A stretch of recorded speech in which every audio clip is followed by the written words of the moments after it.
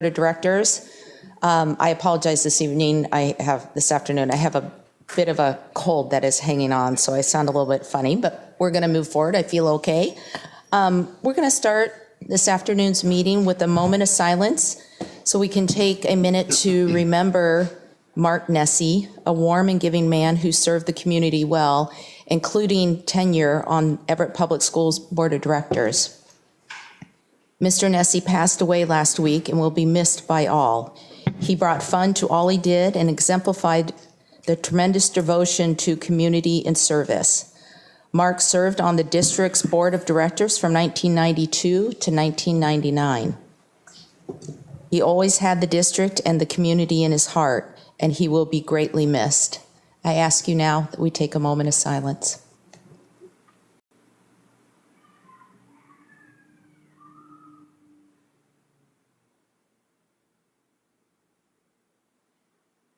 Thank you. Will you please now stand and join me for the Pledge of Allegiance?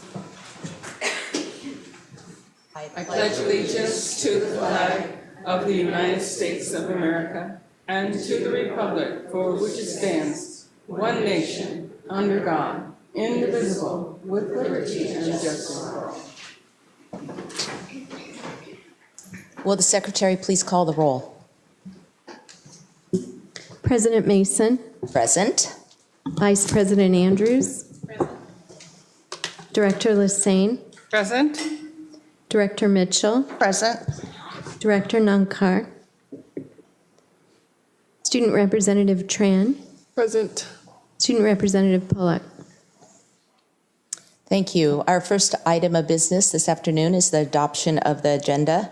Dr. Comey, you please introduce tonight's agenda. Yes, consistent with the plans established at your 2018 Summer Planning Workshop, tonight's agenda contains several elements related to both the district's strategic plan and the board's annual goals.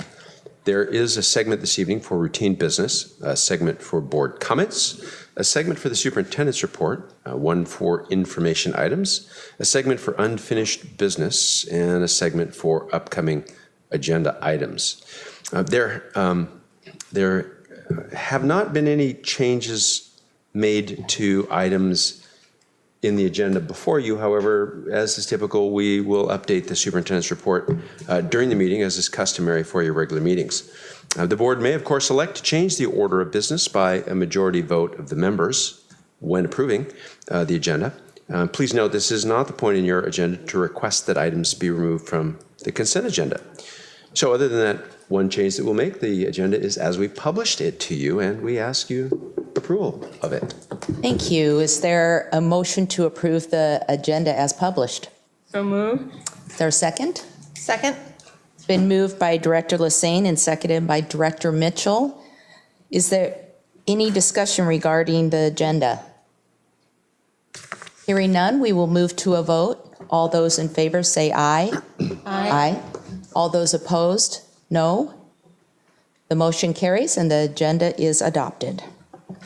That brings us to recognitions, and we have no recognitions planned for this afternoon, which takes us to public comments, and I believe we do have several public comments this afternoon.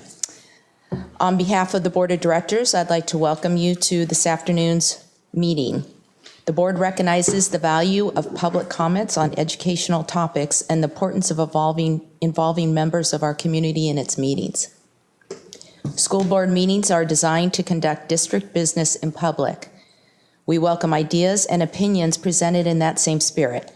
I would like to share with you how this portion of the meeting works. First, the superintendent will call you to the podium in the order in which you signed up. Each speaker has 3 minutes. All comments are recorded, which will then be made available to the public for future viewing by both board and the public. Public comments section is for the board to listen to what you have to say. It is not a time for discussion or debate. As board president, I have the responsibility to ensure the meetings and all conversations are orderly, productive, and respectful, and I appreciate your help with that responsibility. Who is our first speaker this afternoon? Well, our first speaker this afternoon is Ellen Coletti. Ellen's an employee of the district at Silver Firs. She would like to speak with you this evening about classified staff raises. Ellen, the green light on the lectern will signify the start of your 3 minutes, the yellow light, a 30-second warning, and the red light, the expiration of your time. Thank you. Hello, my name is Ellen Coletti, and I'm a developmental preschool teacher at Silver Firs. I'm here today to share a bit about my 11-year career within special education. I started out fresh out of college, not really knowing what I was doing. Although I had one of the best educations in the United States, I leaned heavily on my paraeducators. I watched, I learned, and honestly would never have survived without their knowledge, their experience, and their willingness to take the lead. My paras accepted me for where I was and what I brought to the table and never hesitated to pick up the pieces or support me in my personal growth as an educator. Without this support, I would not be the educator I am today. Programs throughout the district rely heavily on a paraeducator's knowledge of the content, reliability, and professionalism. Developmental preschool is a multifaceted program where paraeducators are expected to observe behaviors and respond within seconds. They are expected to run small groups of pre-academics, implement curriculum, and know exactly when to modify a lesson on the fly and how to help each student meet their individual goals. I've watched paras live paycheck to paycheck, never getting the credit they deserve, struggling to provide for their families, and work difficult positions. I've had paraeducators come and go, and it wasn't because they didn't love their job. It was because of money. Money. Paraeducators work hard every day. They bring compassion, teamwork, love, and dedication to schools all around us each day. And what do they get in return? I urge you today to consider what it would be like to work under a teacher who has the highest salary in the state, knowing that your district doesn't put out the money to even have a competitive salary within the county.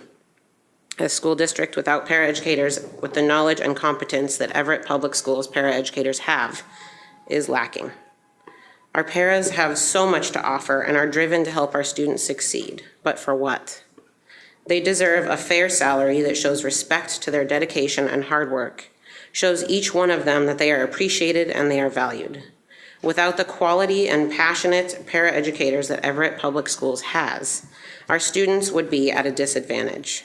We have our paraeducators to thank for success of each of our students within Everett Public Schools, for we work not individually, but as a team. Let's show them that we care and we see their value each and every day. Thank you. Thank you very much. The second speaker this evening is Dave Henson. Dave is a resident of the district and a parent of a student at Everett High School. He would like to speak with you about flex due dates and cell phones. Hi. I'm here today to talk about two Everett policies, the flex due dates and cell phone policy. My son entered Evergreen Middle School in 7th grade. He was in private school for grades 1 through 6. With ADHD, a private school didn't have the resources for him. A counselor at Evergreen Middle School made my wife many promises and how they could help. We soon found out that was just talk.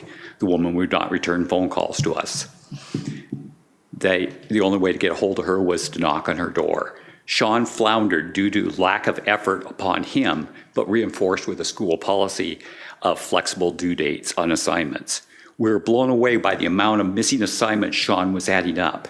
We were astounded that the school did not have a policy and to make sure that this didn't happen. The student could blow off a due date and turn an assignment any time during the semester with no penalty for lateness. I find that this policy has no benefits.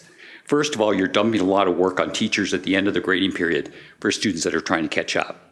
The unintended part of this policy is it tells students that turn in their work on time that they're stupid for doing so. It tells someone like Sean that he can blow off assignments and not get graded at the same scale on which students that followed the instructions got their work in on time. The policy continues to this very day at Everett High School. And guess what? Sean has dozens of missing assignments. If the school's mission is to get students ready for the future, you're certainly failing. Nowhere in the world can you do what you want and turn it in whenever. Take a minimum wage job like dishwasher at Denny's. Dishwasher tells his boss that he doesn't feel like washing silverware today. He'll do it tomorrow. He will only wash plates today. His supervisor reinforces this by telling him, I'm glad you showed up. That's the most important thing. And we'll still pay you even though you're not doing your job. This would never happen. Even every one of you has to pay their mortgage on time, and every one of your employers expect you to complete your projects at time. The second item is the cell phone policy.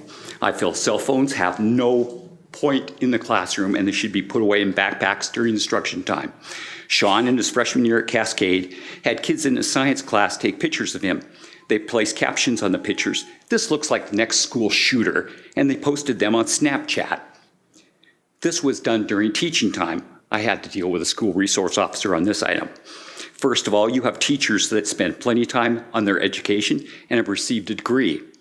You pay them very well. The third, the focus of the class should be on them, not on YouTube videos on students' phones. My niece's son is in 6th grade science class, and his teacher told them that they could use their phones on tests. I can't believe this. What about the kids in class that don't have a cell phone? You're now offering one-to-one devices for all high school students. Their phone is not needed. This is a reason there's no reason to have a phone out during the time. Thank you very Thank you. much for your comments. The third speaker this evening is Janelle. Janelle, you're going to have to pronounce your last name for me. I'm sorry, I can't read it here. Janelle's a resident of the district. She is a parent of a student at View Ridge, and she would like to address you regarding before and after school contract. And my name is Janelle Cronchi, for the record. Thank you. Thank you. First, today is an introductory meeting for me. Do you please plan on seeing me back here again?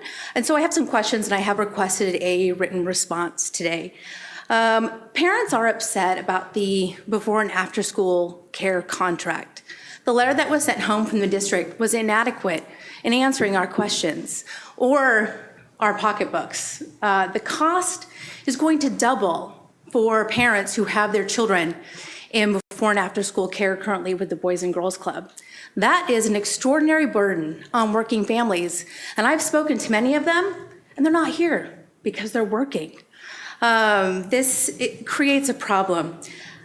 We are upset. I haven't met anybody who's not upset, and I want you to know that. So we are asking to know who to direct comments and feedback to about this new contract. Who should we direct public information requests to? What possible changes can be made as a result to this contract? And with this information, we can provide further input at future school board meetings about the burden that this will place on working families in our school district. Thank you. Thank you. The fourth speaker is Deb Fox, and Deb is a resident of the district, and she would like to address the board regarding honoring Emma Ewell. Good afternoon. I'm Deb Fox, and I'm a member of the Cultural Arts Commission. A couple of my fellow commissioners are here in support of what I am going to talk about. I would like to talk about Emma Ewell. I sent you guys all an article. I don't know if you read it, about Emma Ewell. To bring everybody up to speed about who Emma Ewell was, she was the first teacher in the brand new school in Everett. She was the first principal in Everett School District and the first female superintendent. Her legacy was in starting school programs, extracurricular activities, such as the school newspaper, the choir, and a lot of these programs in school remain to this day. Her lessons were incredibly valuable in to keep trying, not giving up, tenacity, inspiration, and not giving up and going against the patriarchy. So we're trying to figure out ways in which we can honor Emma Ewell and raise her profile in the community. And since she was a member, important member, founding member of Everett Schools, we are interested in some feedback and how we can accomplish this. So I'm going to throw out some ideas that just came off the top of my head. For example, North Middle School is being rebuilt. Is there any 1% for the arts fund on that we could put a statue, a bust, or something about Emma Ewell there so that the students and faculty can learn more about her message? Another thought we tossed around is maybe a Funko, getting Funko involved and putting a statue on the campus of Everett High School. I noticed that there's a rock there that students paint. Maybe this statue that Funko puts out is not painted, and it encourages the kids to paint that. If that's too out there, there's also Kevin Patel, who did the sculptures of Mike Jordan out in the out in front of the Village Theater, so it could be more conservative. How about renaming the Civic Auditorium? It just says auditorium in front of it. What if it got painted Emma S. Ewell Auditorium? What if there was a day, Emma Ewell Day, in the school district honoring Emma Ewell? So I think it's important, especially now, it's the year of the woman. Women are feeling more empowered to speak up. Emma Ewell is an inspirational story for women, and it's a message in empowerment, standing up for oneself, tenacity, not giving up, facing fear, and finding oneself in their place in the world. She was an intelligent, independent woman and an important founder in the community, and there's absolutely no memorial to her. Very much for Thank your you for your comments. time. We appreciate it. Sorry. Any further comments? No, ma'am. Okay. Thank you to all the speakers for joining us this afternoon and sharing your comments with us. We appreciate it. Let's see, we now move to board comments. This is a time where directors have an opportunity to share information or comments as they relate to the district. And I think I'll start to my left. This includes student representatives. Hannah, do you have anything you'd like to share this afternoon? I have no comments today. Okay. Director Nankar? None for me either. Thank you. Director Lassane? Yes, I do have a couple comments I'd like to make, and this surrounds high school and beyond. I attended the Cascade High School and Beyond, I think it was the 11th of October, and I was really kind of thrilled that there were a lot of parents and students there, mostly doing their FAFSA. That was amazing. But also visiting with the colleges and career opportunities that were in the gymnasium. I even managed to see a couple neighbors who were there with their kids, which was really great. Mostly the middle school kids seemed to be more engaged, I think, than the high school kids that were there. So, but that's okay. That's maybe, just the individual student. But I did find out some information on several of the private colleges that were there at the high school and beyond. And I do want to hand it to the schools as well as the administration here who went to find these schools to come. I hand it to you. The more we can open doors for our students, the better. And even if they happen to be in Appleton, Wisconsin, and they're a private liberal arts college, it's good that they're there, and I think that's fantastic. This one particular school, Lawrence University, has a conservatory of music there. And he was just, the individual who was there lives in Seattle and came up to the schools. And he was so engaging. He just stopped me. Don't know why, but he just stopped me. And we just started to talk about just the college itself and how he became interested in attending and how it can open so many doors for our students. And so I did happen to take some information from that school. I passed it along to Cascade administration there because they were passing by. I just said, go there and talk to the guy. But I do want to provide some information to our high schools, especially at Jackson, to let Miss Moffett with her kids because this individual will actually come up from Seattle and talk with students if necessary. So that was really a neat opportunity to be able to just talk with some of the schools that I never even heard of. Fantastic. And I keep doing this. This is good. Yeah, very popular event. Speaking of high school and beyond, the little video clip on the website is really great at showing what happened at the events, really, and shows all the different colleges and trade schools and everything else. This is on a more personal note, and I guess it kind of ties in with high school and beyond, but many of you probably know I work at Everett Golf and Country Club, and over the past 6 months, we've had a lot of high school reunions there from Everett schools.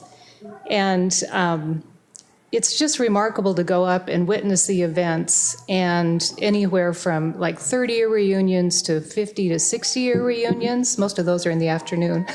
But it's like we focus so much on academics and graduation rates and everything at this level. It's so reassuring and just kind of moving to see the social connections that are created in Everett Public Schools as well, that live for years and generations and everything else. So I think we can just kind of keep that in perspective now and again, that we're just helping our society and community as well create these wonderful bonds. I agree. Well, that's funny because I am going to my 30-year high school reunion next month, and it's my excuse really to go back down to the Bay Area to see my high school friends that I wouldn't otherwise see. And it is the social people, because it's some of those high school friends are lifelong friends. Mm-hmm. I'm going to piggyback on to high school and beyond. I'm going to apologize again for texting so much during the last meeting because Becca had to go all by herself. But I'm going to compliment, as other directors did, the event. My daughter came home and thanked me for making her go. I said, thank you so much. I'm going to keep that in my heart. I thank you all the time. No, you thank me for buying you things, not for making you do things. But again, the private schools, that she talked to a school who is on her top list now. She talked to a school that may be a stretch school. Disappointed that a couple schools weren't there, but I think that the grit, the resilience, the strength, the other things we want on those 21st century skills, an event like that makes them do that, because a parent cannot hold their hand during all of that. And so it was really nice. And then I'm just going to close with the fact that last Friday night I was at the Cocoon House Silk Auction, which was an incredibly fun event where they raised a whole lot of money for the homeless kids with Cocoon House. My husband wasn't able to go, so Jeannie Willard invited Amy, who coordinates the KIT kids.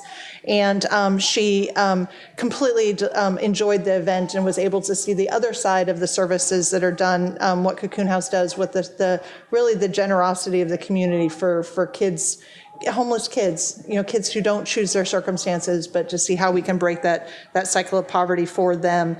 And just a real fun event, and sitting at a district table and laughing with good people was a whole lot of fun. So thank you. Great.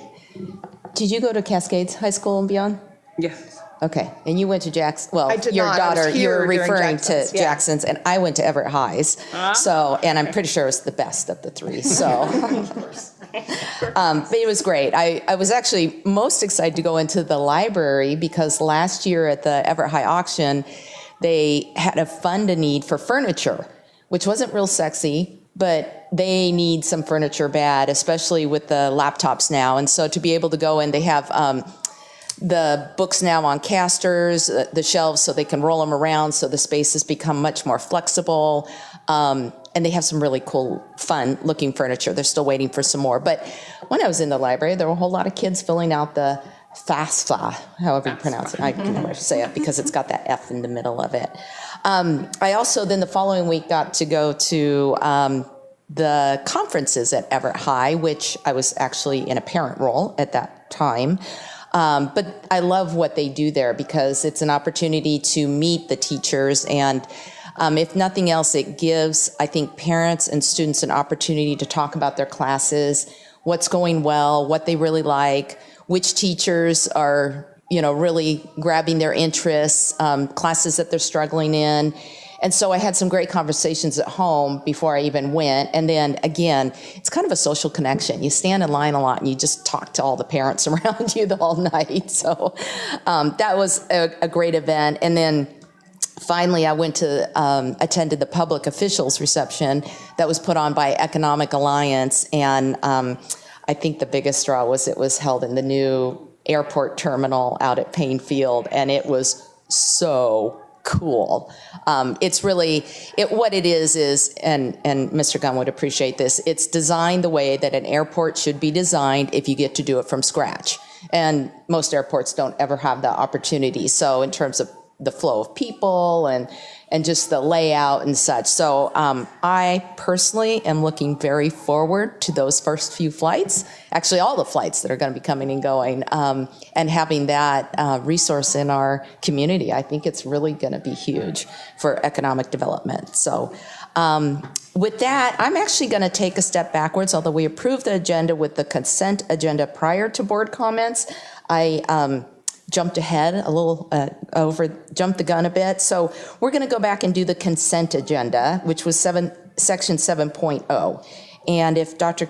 Cohn could please introduce our agenda for tonight, the consent agenda. Certainly. The board's consent agenda includes repetitive business items. Examples of this type of item include meeting minutes, personnel actions, expense vouchers, surplus lists, gifts and grants, and recurring contracts. Sometimes the consent agenda will include items that occur less frequently, but that are of a routine business nature. The less frequently occurring consent agenda items are usually reviewed by the board in its Friday report, 1 or more weeks before the board meeting when those items are scheduled to appear on the consent agenda. This gives directors time to ask staff questions about those items or to consider discussion about the policy implications of the items. If a consent agenda item is removed by the concurrence of 2 directors, that item is placed in new business, and the system automatically renumbers the remaining items. The board votes on the consent agenda in a single motion. By definition, a consent agenda is not debatable. In the case of this consent agenda, the superintendent's office received 1 inquiry regarding expenditures for safety and security upgrades from Director Andrews, and we answered that question with regard to when we pulled dollars from capital funds versus operating funds. Therefore, we present the consent agenda to you as it was published for your approval. Thank you. Is there a motion to accept the consent agenda? So moved. Is there a second? Second. It has been moved by Director Mitchell and seconded by Director Andrews.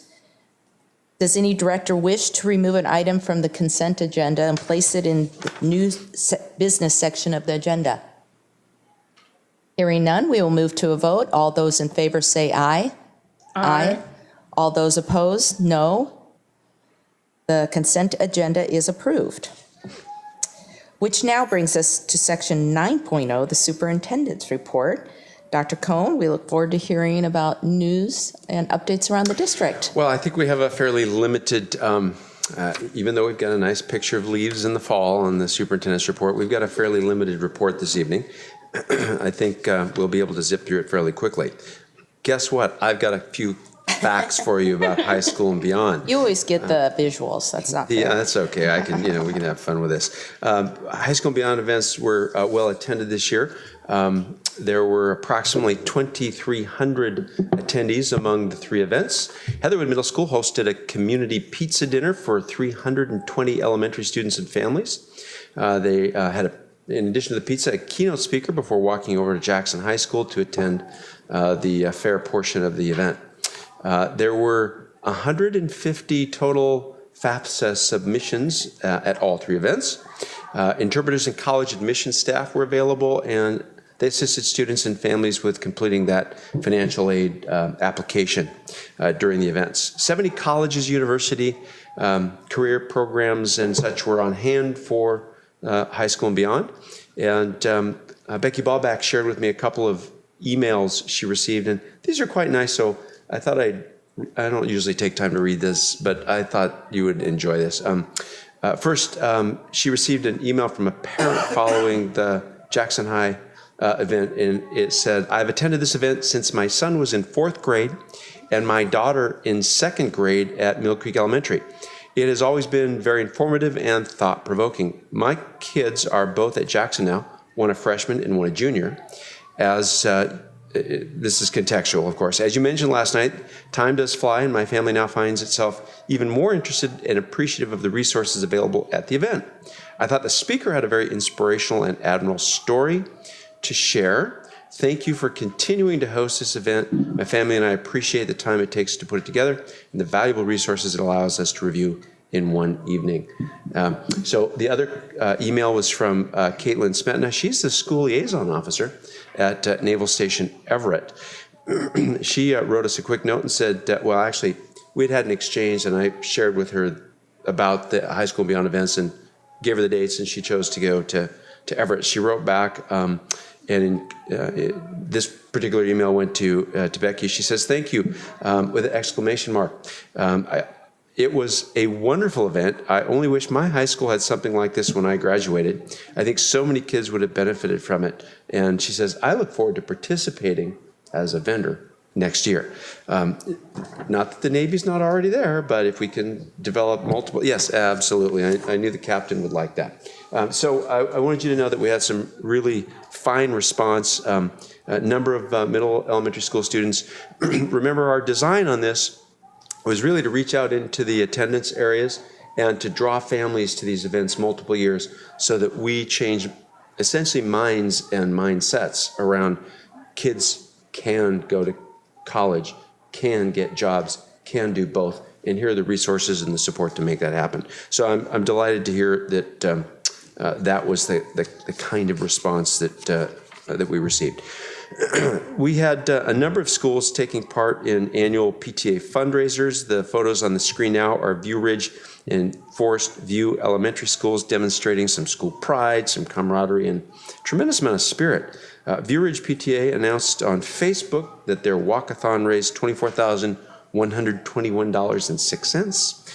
Forest View's PTA brought in $53,206.08 as a result of their fun run. We thought you would like to know just a little bit about a couple of those examples. Our Learning Improvement Day was Friday, October 19, not to be confused with Learning Improvement Fridays. LID's a full day across the district. LID really comes from what used to be a state-funded day across the state. We've continued to carry the name, even though most of these things are funded locally these days. LID topics focused on priorities that were raised during the 2017-18 school reviews. So very quickly, and these photos help a little bit with this, and I'm going to read from those lists. One of them was worked to understand the why behind data in a particular school. In this particular case, they studied rigorous math teaching lessons and learning practices. One was focused on social emotional learning. One was focused on, well, I shouldn't say one. One of the topics, many may have done this during the course of the day, focused on close monitoring of attendance. That's a priority across the district, actually. One was focused on school teams' need to continue to advance work in secondary literacy. One listed using devices to access authentic learning experiences, and I would suggest that happened in multiple places. Some of the LIDs I attended included very intense work on integrating laptops. And I think there's a second one that was focusing on advancing work in secondary literacy in particular. Also on the Learning Improvement Day, some teachers took a bus excursion to visit students in neighborhoods. Maybe I should say students' neighborhoods, possessive. And they toured where kids are living in poverty and where they receive assistance, in particular from shelters and from the Assistance League. Some of our folks visited the Assistance League, which has been involved in supporting kids in need in our district for many, many years. Some learned how poverty impacts teaching and learning specifically, and some did some work in particular to provide support for each student. So the Learning Improvement Day across the district had a variety of topics and a lot of intense activities during the day. And what I've done is just give you a little bit of a smattering of what was going on and some fun pictures of folks very much engaged in that work during the LID day. A couple of quick updates. The first meeting of the High School Growth Mitigation Planning Committee is the 24th of the month. There are 2 meetings in November. There are 22 community members, 8 staff members on this particular committee. It comprises, in addition, 5 community representatives from Everett High School's region and 7 community representatives from each the Cascade and Jackson High School regions, 1 student from each of the comprehensive high schools, plus staff from the 3 comprehensive high schools and 5 middle schools. The committee will report its suggestions as a reminder for solutions to the superintendent by March 31. This is in time then for you to receive the report and for you to make decisions to give high school families across the district a year of preparation for whatever changes you decide upon for 2020. The Capital Bond Committee assembly process is well underway. These happen to be photos from the past Capital Bond Committee work. At the September 25 meeting, you approved the makeup, the task, the timeline for the committee that's charged with developing a recommendation to the superintendent by June 15, describing scope and size of the capital bond proposal that we'll be placing, we expect to be placing before voters in April of 2020. The goal is for this committee to include approximately 30 community and staff members, plus 3 student members. The application process closes tomorrow, the 24th. We currently have 13 community applications. I'll be appointing students from 1 from each high school, comprehensive high school, to serve on the committee. We'll have 6 staff, 2 representing the district's North, Central, and South regions. First meeting of the Capital Bond Planning Committee is expected to be November 19. The second meeting planned for December 17th, assuming all the appointment processes go as planned. A quick update for you. Here's an aerial view showing a large area of the first floor, which has been poured at North Middle School. The contractor continues to excavate, to form, and to pour concrete foundations. Structural steel is arriving to the site now through the end of the month, and the contractors began building these structural steel elements. This is a closer look at the first floor concrete slab, which includes the administration area, new kitchen, and cafeteria, and that structural steel going up in that same area. Just a quick heads up, we'll be removing that very old fuel storage tank from the Longfellow building. Of course, that will impact the parking in the area. As I've shared with you in the past, finding parking at events, especially large events in the district, has become a problem. This will be a little bit worse during the removal of the aged underground fuel storage tank that's just east of the building. We try to give you a sense of where it's going to be. We've hung signs as we've done in the past. We're showing you the approximate location, and I wanted to make sure that you had some pictures so that you could see the overflow parking that occurs at peak use periods in this area throughout the neighborhoods, and of course, except for the bus area that's reserved for the buses that still have yet to come back on this particular day when the drone picture was taken. So we wanted you to make sure that you had a heads up about that work going on, and so that you could see for yourself the actual parking problems that we run into when we have peak activities there. That is the superintendent's report. Thank you very much. Okay. That takes us to strategic progress monitoring, and tonight there is no strategic monitoring report, so we will move to new business, information and discussion, section 11.0, and tonight we get an overview of the 2018-19 communications plan from Kathy Reeves. Good afternoon. Good afternoon. Just wanted to take a quick moment to run through the communications plan for this year. This evening, we're going to talk about the structure of the plan and look at the editorial calendar and some of the messaging themes we have planned for the year. Give you an update on some things we've recently accomplished, and then let you know what types of measuring tools we have to monitor our progress. This is just an indication of how what we're doing connects with the strategic plan. So the first thing I want to go through is what our themes and key messages are. There's always messages that get thrown in throughout the season because we respond to situations. But in general, the things that we want to continue to give the drumbeat to throughout this year is that our students receive high-quality education to prepare them for future success, which we've heard a lot about tonight already. We work hard to ensure that students and staff are in a physically and emotionally safe and are treated with respect and equity. So a lot of these things come straight from our strategic plan as well. We're good stewards of our finances and our valued partnerships, and that we are, as a fact, just a very culturally and economically diverse, rapidly growing school district.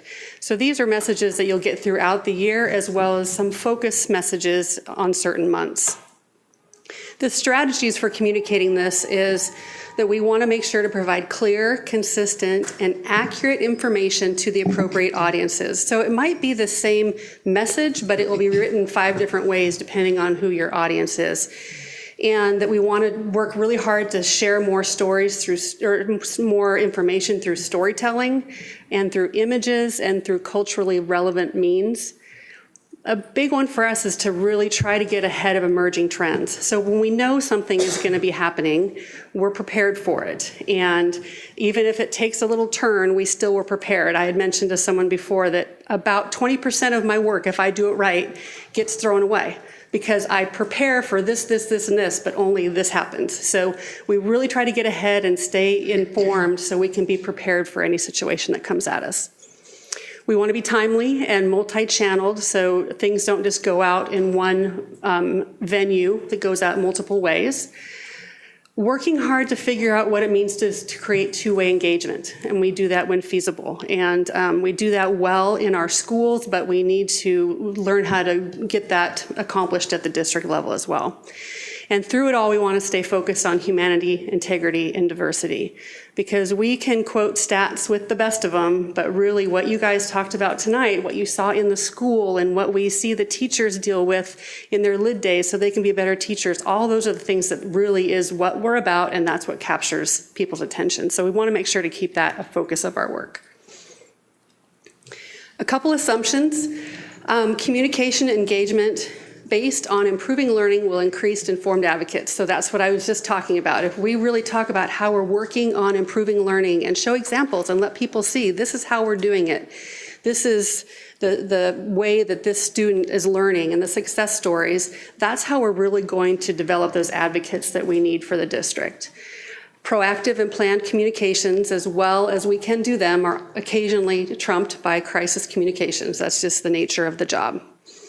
And the big thing really is that communications must match the experience. So we can't go out there and tell a grand story if it's not really what people are experiencing. We have to have integrity with what the experience is when we communicate it. This is the way we have decided to divvy up our messages for the year. One reason is just to continue to get consistency and appropriate repetition. So for each month, we have divided up district messages, seasonal messages, educational messages, things that are school specific, and then family safety messages. So there's always going to be an overarching district message. So for October, it was safety. We talked a little bit about budget, one-on-one technology, and CCL. Seasonal messages, as you just talked about, FAFSA, the trade up, career up, open house, high school and beyond. Those are the things that happen seasonally that we know are always going to happen in October. The educational messages, we really want to, that's where we've fallen short before, is we really want to get that out there. Do people know we have a common approach to instruction, and we do collaborative lid days to learn how to better teach different things? Those are education messages and these are internal and external messages, by the way. It might sound different to an external audience than it does to an internal audience, but the topic is still the same because we need to get that message out there. School-specific things, in September we talked about how Jackson High is celebrating 25 years. So those are the types of things that we help a specific school promote. And then we've committed to do some sort of safety message every month for families and students. So that's the general way that you will see our messages come out this season. And then this is how it gets done tactically. So we have our external tactics and our internal tactics with our deadlines, who's going to do it, how it goes out, and what the topics are. So we're not going to dive into this. I just wanted you to see how we lay it out to make sure we get adequate coverage on our messages. And again, like I mentioned, just to get that drumbeat out there, because hearing something one time is not sufficient. Look who I have right there. So this is a little bit about our website. Our website is our #1 communication tool. One thing that we are working on this year that is a pretty huge project is the ADA compliance for our website. So the federal government has said that any public entity website must be ADA compliant, which means people with developmental needs, special needs, need to be able to get the information from the site the same way anybody else does. We did an initial assessment, and we have a little bit of work to do. Probably about 2,000 hours worth of work to do to bring it up to where we want to be. We've already made some great progress, but just like 3 high-level things so you know what does that really mean. If someone is blind and uses a reader to look for information on our website, we have to think about what that means. So, for instance, on this page, underneath that photo, we'd have to have an alt tag that says, picture of new board member Jamyang Dorje Nankar. Okay, so every picture on the website has to have a tag hidden behind it. Or it might say, picture of a teacher with 2 smiling students. Every picture. So if the scanner reads it, it tells you what they're seeing. Every video has to have a transcription as well as closed caption. And there are about, I think, 75 videos that we have right now. But the big thing, since you all are so familiar with board docs and DocuShare, any public-facing PDF has to be readable, which means it can't be scanned. So any PDFs that we have on our site that are scanned PDFs need to be converted into a different kind of PDF. So that's the huge number piece. And those are just the high-level ones. There's a lot of other things, but we're working on it. So I want to let you know that that is definitely a huge project that the team is working on getting us up to compliance on this. Couple of things just for recent accomplishments.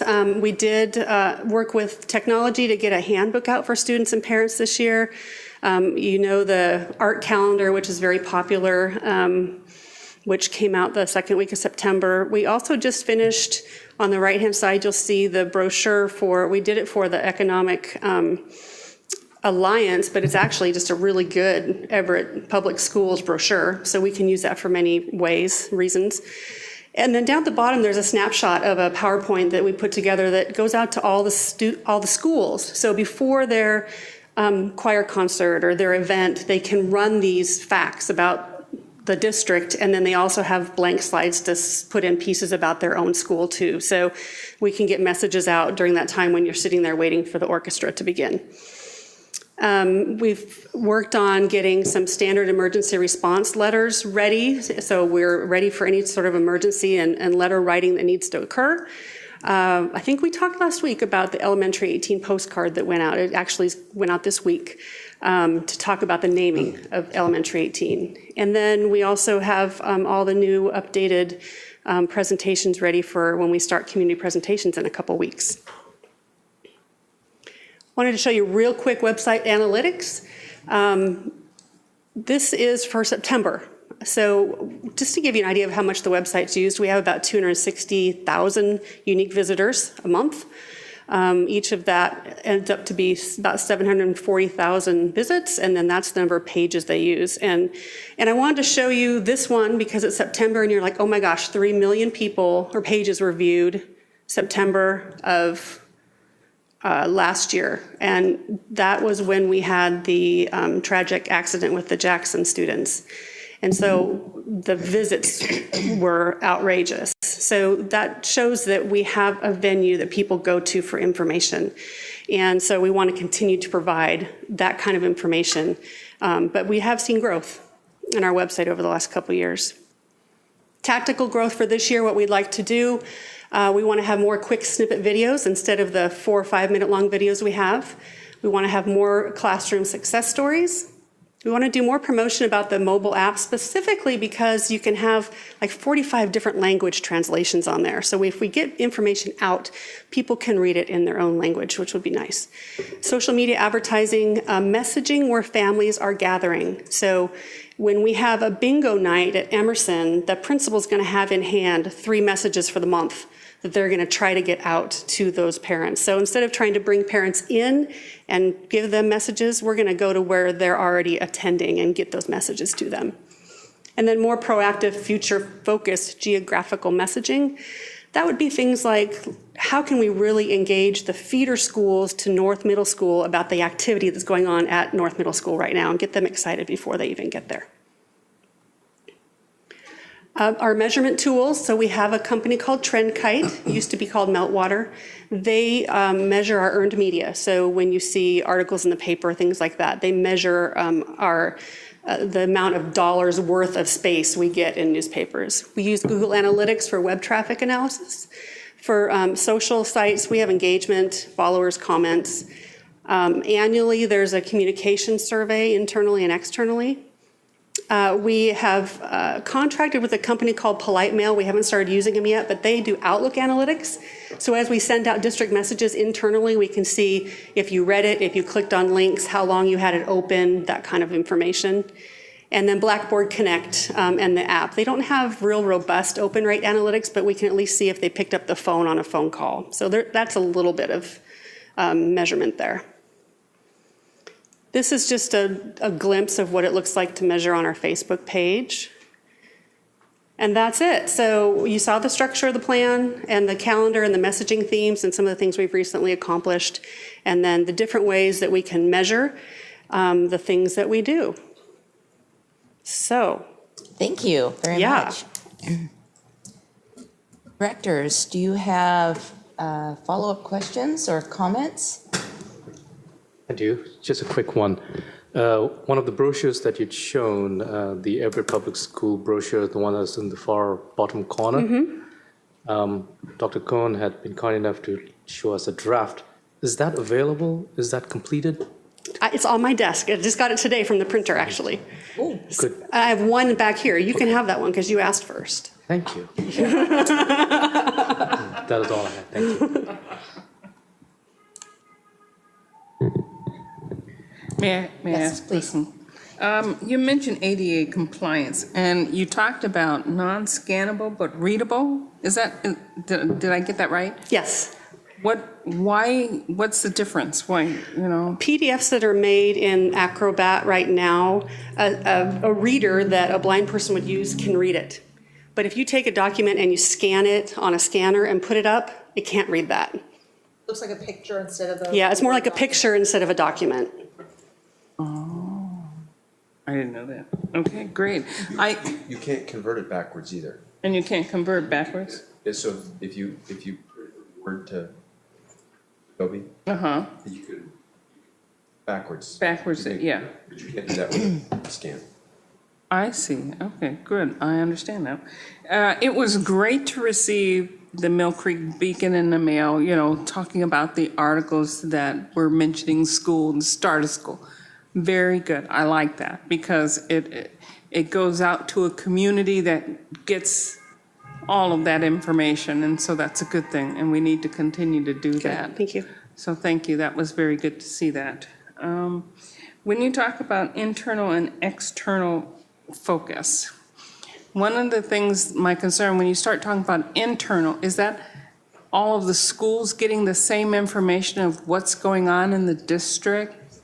An example of internal messaging, would be, for instance, tomorrow we'll be sending out, Dr. Cohn will be sending out a communication to all the staff just about a district update. And that goes to every staff member. So that would be an example of internal. Oh, okay, got you.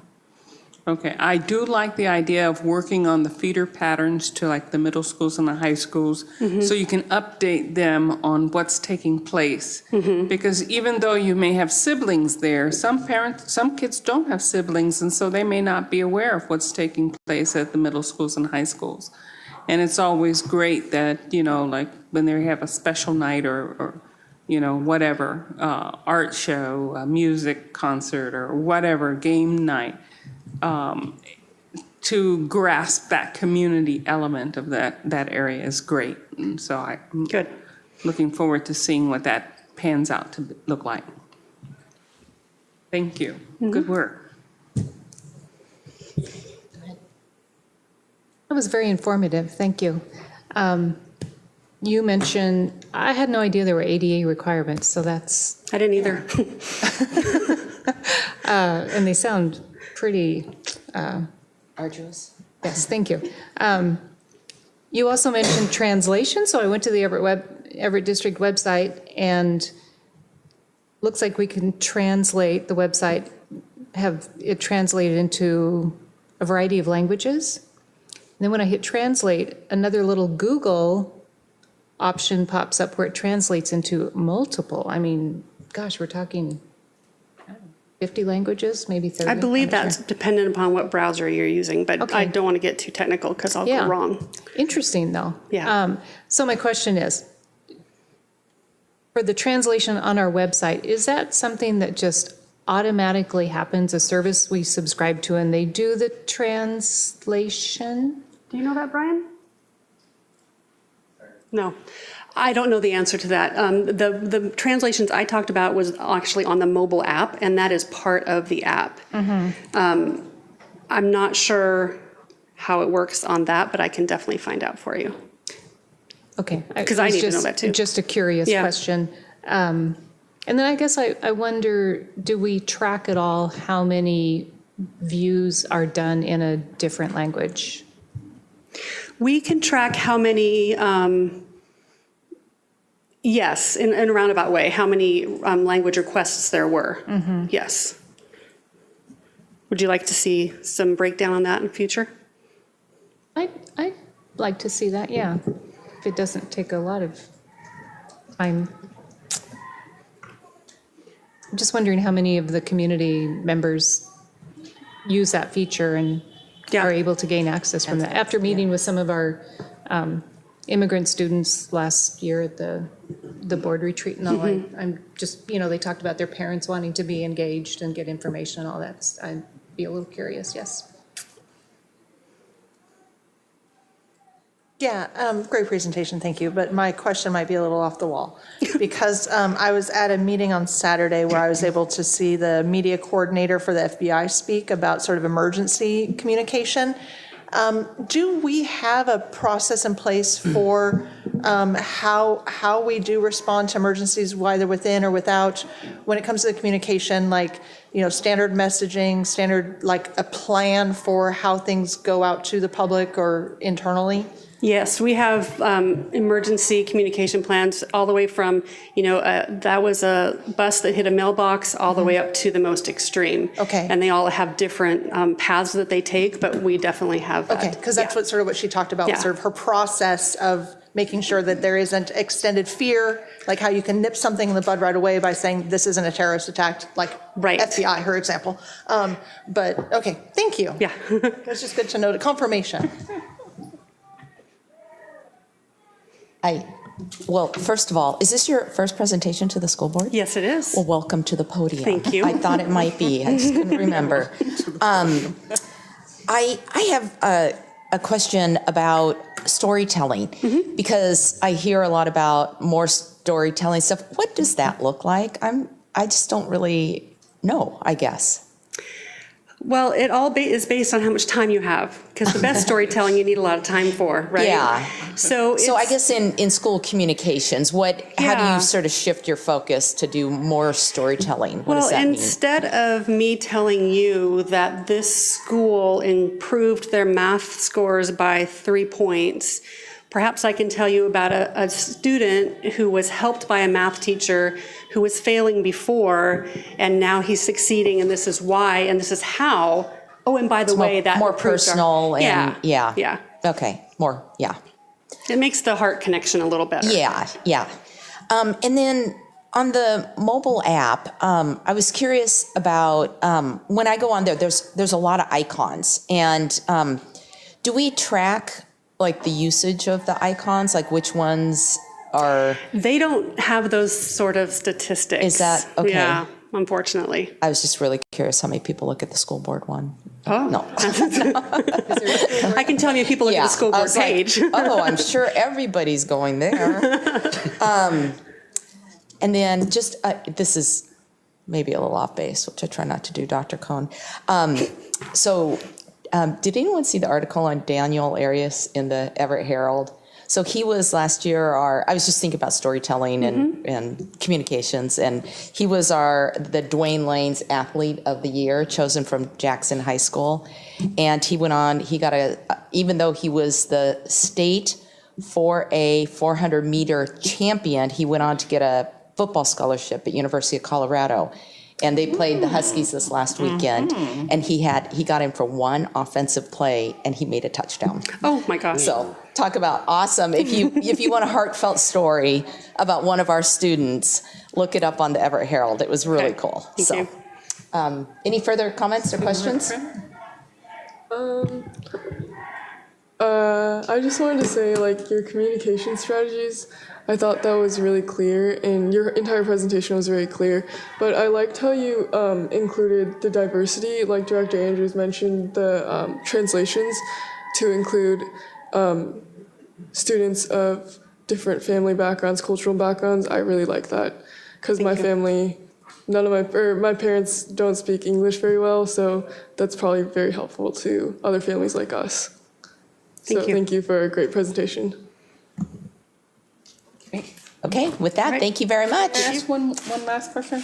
I guess so. Okay, I had a question. You mentioned that you were going to have a slide and sort of like a video so that when parents are sitting and waiting for things to take place, they can see some of the highlights of the district and of their particular school that they're at. When will that start? 2 weeks ago. 2 weeks? Fantastic. Thank you, because there's sometimes a lot of time sitting, waiting for things to take place. Yeah. And we can tell our story, and the schools can tell their story too. Yep. And so we need to keep spreading the word. So thank you so much. Yes, 2 weeks ago. Thank you. Thank you very much. Okay. Tonight, we're going to follow up Section 12.0 unfinished business by hopefully approving our legislative priorities for 2019. And do you have a quick presentation for us tonight, or are we just going to discuss? I'm teeing you up. There are 3 documents in board docs. There are the WASA draft number 3 ledge platform, last year's ledge priorities from Everett Public Schools, and the draft priorities for this upcoming session, with 2 updates from our last meeting. One, we've put in a statement related to school security and safety, and the second is we updated the State Employees Benefit Board clause. And that's what I can share with you to begin your discussion then. I'm taking notes. Well, I'll start the discussion because I had a conversation with Dr. Cohn around the uniformed school resource officers, because that was something that's new for us to include that specific language in a legislative priority as a district. And my question was, of which he's followed up on, and I imagine we'll be sharing some of that with you, is how it sounds like WASDA supports uniformed officers and state funding of those. And it's something that works exceptionally well here in Everett Public Schools. We've really had a great success with the relationship that those individuals build with our students. And I think has been an enormous value to campus security because of the time and effort that they put into getting to know our students. My question is that it can potentially be a politically hot topic for certain groups, and in certain districts, I don't think that the uniformed officers work in the same manner as effectively as they do here in our district. And so the question is that something that all directors are comfortable advocating for in our legislative priorities? Because one thought I had was to make the language more generic towards campus security and safety. And that however we spend those dollars, which aren't great from the state, would be based on the individual district's needs.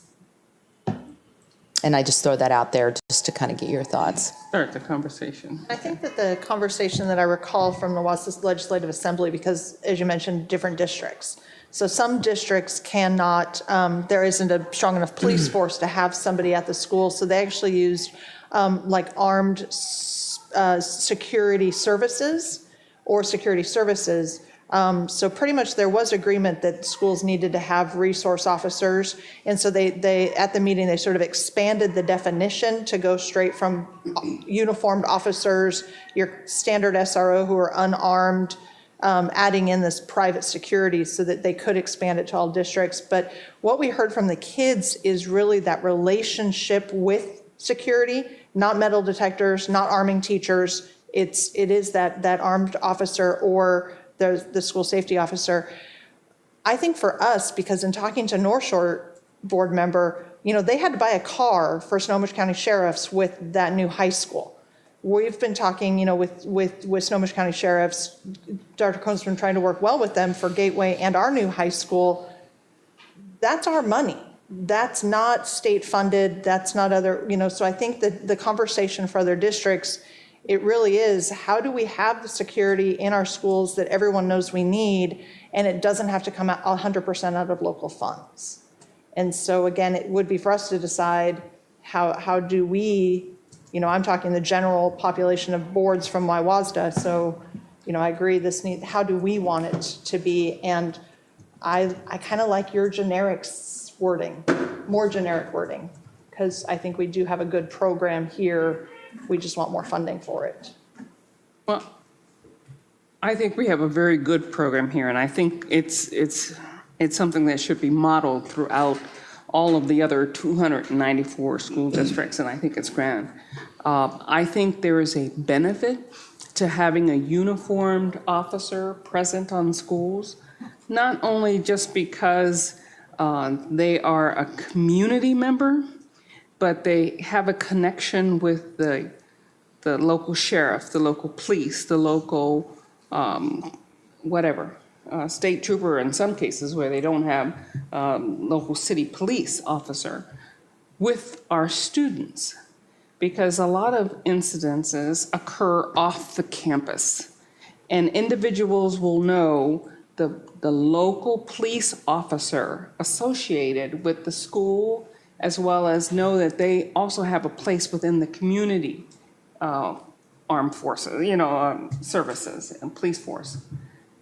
And I think that relationship, building that relationship with your police officers, your local police officer, your sheriff's department, with your community and with the school is very important.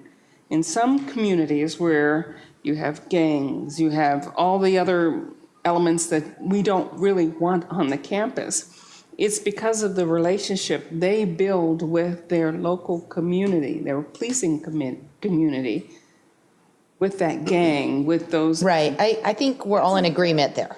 That's not, that was not the gist of my comments anyhow. We would not want to change not having. And I would like to advocate for a uniform officer at all 295 where you can. But I don't think that's feasible. To Tracy's point is that it was the small cities don't have the police forces. Yeah, I think the large districts have that option, but if you're a district of several hundred. And I understand, if you're a smaller district, you can use those funds, but never to dilute it with just a regular.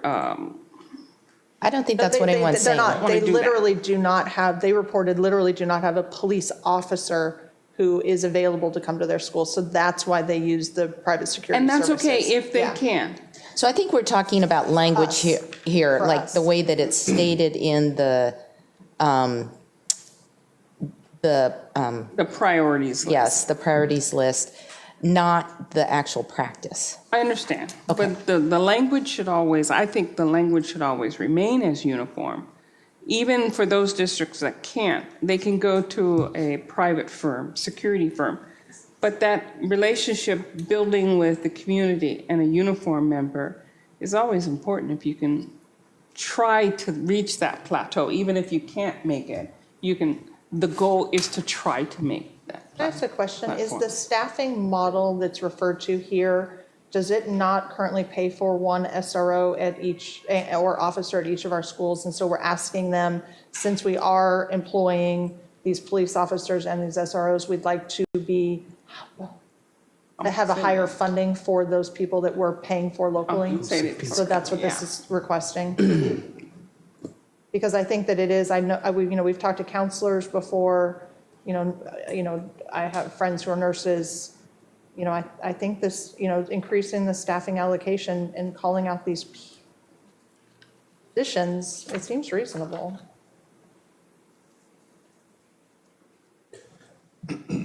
Unless we just want to.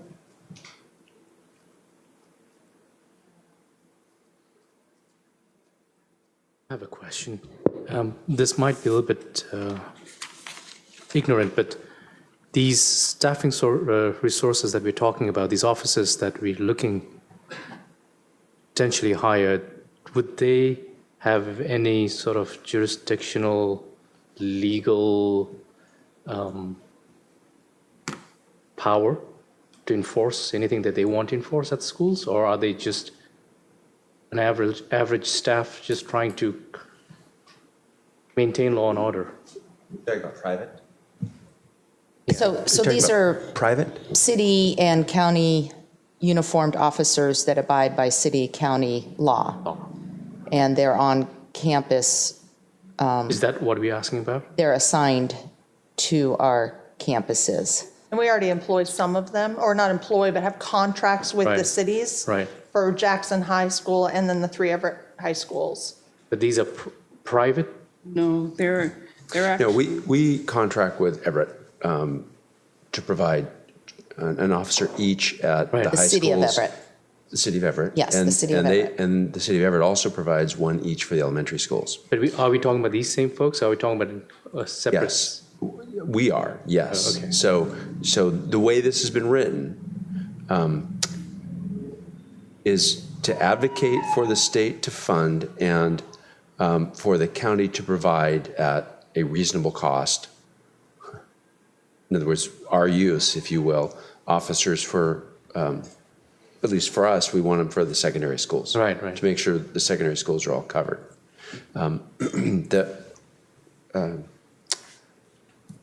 The question really that people are asking is, do you want to contract for an SRO? Do you want to hire your own private security? Right. Do you want to employ your own private security versus, acquiring contract folks?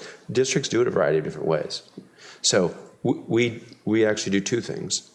We contract for SROs, and we employ a number of security folks. Not armed, not commissioned. They're our security folks, and they're at multiple sites. Got it, thank you. For after hours and.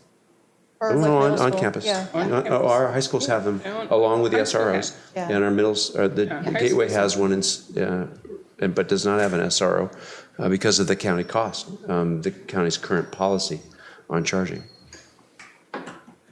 Got it. But then they are just average citizens. They don't have any. Our employees are exactly that. Right. So they're not protected were they to get into any altercation, or if somebody were to, while they're upholding whatever safety we're asking them to uphold. They're their support folks and to get in the middle of things when they go wrong.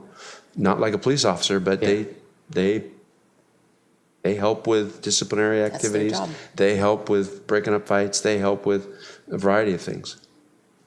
Yeah, they're a valuable presence on our campus. Thank you. Not the same as an SRO. Yeah. Different powers and right. So I think the question here is, do you want to just leave it as is, or are people in favor of making the language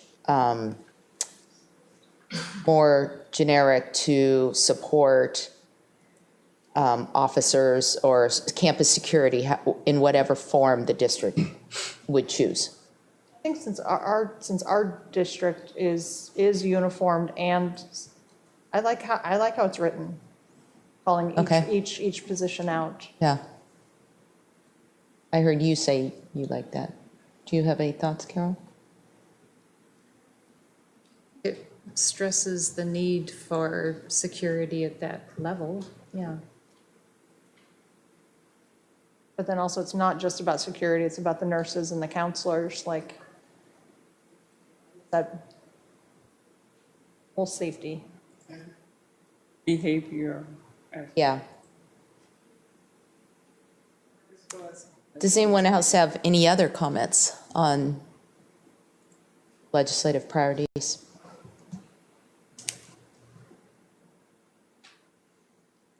I appreciate the clarification on the State Employee Benefits Board, because I asked questions about that last time, and this looks like it is trying to clarify the confusion.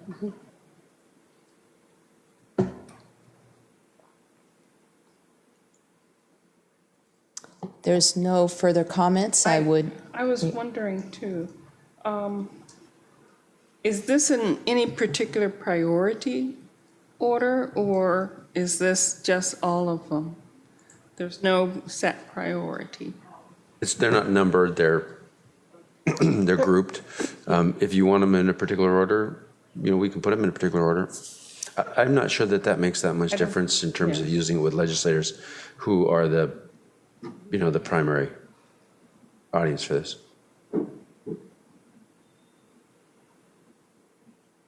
Right. Any further questions? Hearing none, I would entertain a motion to approve the 2019 legislative priorities. So moved. Is there a second? Second. Go ahead. It's been moved and seconded to approve the 2019 legislative priorities. We'll move to a vote. All those in favor, say aye. Aye. All those opposed, no. The priorities are approved. Thank you very much, Dana. Okay. At this time, we will move to new business, and there is no new business this evening, which brings us to section 14.0, upcoming agenda items. Dr. Cohn. Item 14.1 is your special meeting on October 25. It is the new director orientation, and that agenda has already been published to you. I believe we've got, you're not Won't here. be there, I'll be out of town. You're out of town. You're a maybe, right? So we have 3 who are attending. So we still have a meeting, and you've got the agenda and the content. Item 14.2 is Family Community Engagement Plan. That's scheduled for October 30. As I recall, that is a morning meeting, Port Gardner B, 7:30. Item 14.3 is your next regular meeting. It is also a light meeting. Recognize that we're running several of the meetings fairly light because you've got the all-day meeting on Thursday. You've got the 2.5 or 3.5 days at WASDA next month, and you've got multiple specials. So just so that we recognize that. So no strategic progress monitoring or policy review on this item, right? No policy review at the next meeting? Maybe one? Okay, is high school graduation? Yeah, just procedure. What do we think's coming? Okay. All right. And then you've got a number of general business items. You've got a fiscal outlook. We put a placeholder in there for eminent domain for the new elementary school, although I don't believe that's going to occur. So that's likely to be a subsequent meeting. You've got the Perkins CTE program eval for 17-18. Then at the following meeting, you'll have grant approval for Perkins. We've got some ASB Constitution revisions coming. Remember that an ASB Constitution isn't valid until you approve it, nor are modifications to it. Housing Hope attendance agreement's been moved to that next meeting, and then we're expecting to recognize summer school reading scholars. So it should be a fairly compact meeting. Cool. And that's all for now? That's it. Okay. So we have a closed session this evening to discuss the parameters regard to collective bargaining agreement with employee organizations. And I think I will go ahead and adjourn the meeting since it's closed. And Absolutely. we will move into the room. Yep, we're going to go upstairs. Upstairs, okay. Okay. And so without further ado, that concludes the business to come before the Everett Public Schools Board of Directors on October 23rd, 2019. This meeting is adjourned.